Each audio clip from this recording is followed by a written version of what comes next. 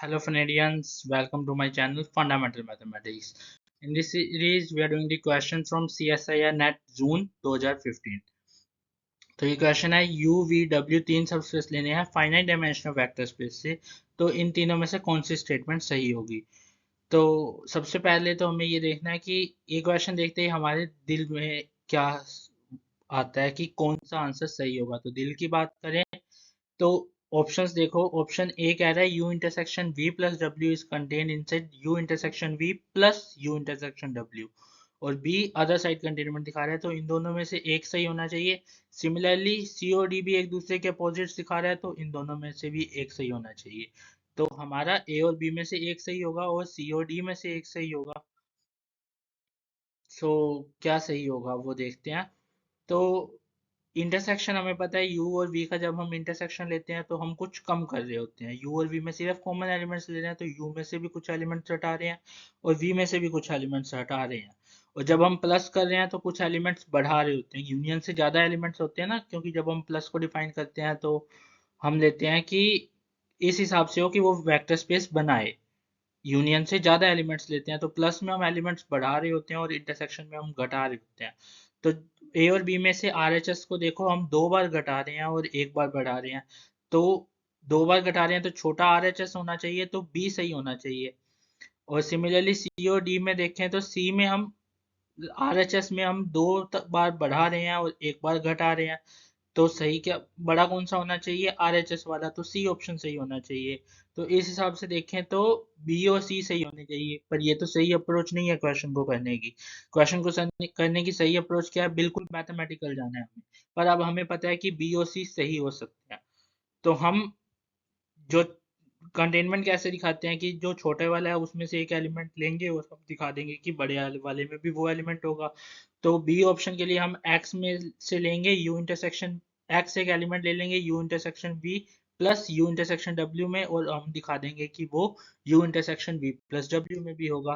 तो एक arbitrary element लिया u intersection v plus u intersection w में। तो ए प्लस यू और यू इंटरसेक्शन वी और यू इंटरसेक्शन डब्ल्यू के प्लस में कोई एलिमेंट है तो वो एलिमेंट कैसा दिखता होगा, ए प्लस बी टाइप का, जहाँ पे ए यू इंटरसेक्शन वी में होगा और बी यू इंटरसेक्शन डब्ल्यू में होगा। अब since A U intersection V में है तो ए यू, तो अब हमारा ए यू में भी है और ए वी में भी है और बी भी यू में भी है और डब्ल्यू में भी है, और हमें चाहिए क्या, u intersection v plus W, मतलब u a की जगह चाहिए, तो a भी a u में भी है और b भी u में है, तो a प्लस b भी u में होगा। तो a प्लस बी यू में होगा और a v में है और b w में है, तो a plus b v plus w में होगा। तो a plus b u intersection v plus w में होगा। Hence we have x belongs to u intersection v plus w, hence we have our inequality। अब a क्यों नहीं सही होगा, तो हमने x लिया था u intersection v plus w में, उसको a प्लस b में, तो इसी को ही हम ऊपर लेके जाते हैं।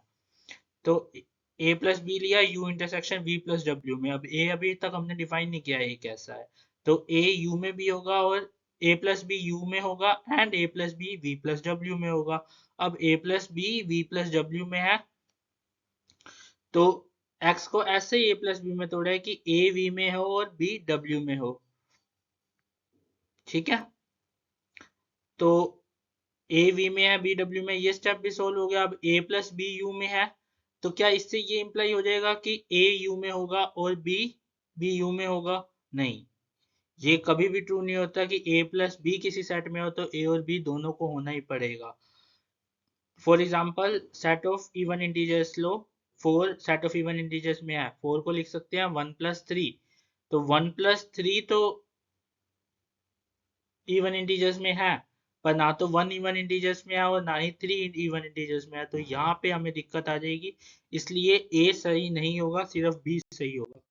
सिमिलरली हम सी ऑप्शंस के लिए, सी और डी में से भी सी हमें सही लग रहा था बाय गैस, दिल की बात से, तो हम क्या लेंगे, एक आर्बिट्री एलिमेंट लेंगे x u intersection v plus w छोटे वाले में, और दिखा देंगे कि वो बड़े वाले में भी होगा। तो x को कैसे तोड़ेंगे, a प्लस b में, similarly where a belongs to u intersection v and b belongs to w, अब ए यू इंटरसेक्शन वी में है तो ए यू में भी होगा और ए वी में भी होगा, और बी डब्ल्यू में है और हमें अब चाहिए क्या, U plus W intersection B plus W. तो ए यू में है और बी डब्ल्यू में है तो ए प्लस बी क्या किस में होगा, यू प्लस डब्ल्यू में, और A plus B V plus W में भी होगा क्योंकि ए वी में है और बी डब्ल्यू में है। तो A plus B U plus W intersection V plus W में होगा। So we have shown our inequality. अब ऊपर जाने में हमें कहाँ दिक्कत आती है ये भी हमें पता होना चाहिए। अगर नहीं आ रही तो दो भी तो सही हो सकते हैं ना, ये तो सिर्फ हमारा गैस था कि चीज सही हो सकते हैं, ये हर बार ट्रू हो ये जरूरी तो नहीं है। तो ऊपर जाने में देखते हैं कहाँ दिक्कत आती है। तो ए प्लस बी लिया U plus W intersection V plus W में, ए प्लस बी अभी डिफाइन नहीं किया हमने, तो A plus B U plus W में होगा, A plus B V plus W में भी होगा। तो ए अब x को a प्लस बी ऐसे में तोड़ा है कि a v में हो और b w में हो। तो a प्लस बी कैसे डिफाइन हो गया कि a v में है और b w में है, ऐसे तोड़ा। अब यहाँ से इसमें जा सकते हैं a प्लस बी अगर u प्लस w में है तो a u में हो और b w में हो, ये इंप्लाई कर सकते हैं नहीं, a तो हमने लिया था v में से, अब w u में हो ना हो हमें नहीं पता। तो यहाँ पे हमें दिक्कत आ जाती है। अब कोई महान हस्ती कहेगा कि अगर हम डिफाइन ही ऐसे करते कि ए यू इंटरसेक्शन वी में से ले लेते, तो अगर हम ऐसे डिफाइन करते कि ए यू इंटरसेक्शन वी में है और बी डब्ल्यू में है, तो A plus B arbitrary element V plus W का नहीं दिखा रहा है, जो कि ये दिखाना चाहिए A plus B is an arbitrary element of V plus W. पर हमारे यहाँ क्या दिखा रहा है, A plus B arbitrary element of U intersection V plus W. तो यहाँ पे हम गलत हो जाएंगे, इस वजह से हम नहीं ले सकते और यहाँ पे कॉन्ट्रडिक्शन आ जाएगी।